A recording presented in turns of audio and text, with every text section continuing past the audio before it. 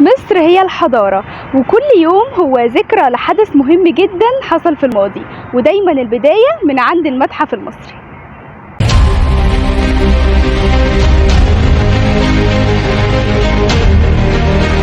الآن معرض النيل والحياة المقام في المتحف المصري ومتحف الفن الإسلامي والمتحف القبطي.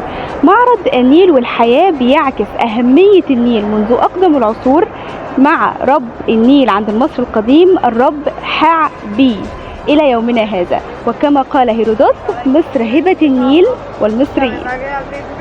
المعرض بيعكس كل ما له علاقة بالنيل، من ري، ملاحة، زراعة وغيره، كل القطع اللي ليها علاقة بالنيل.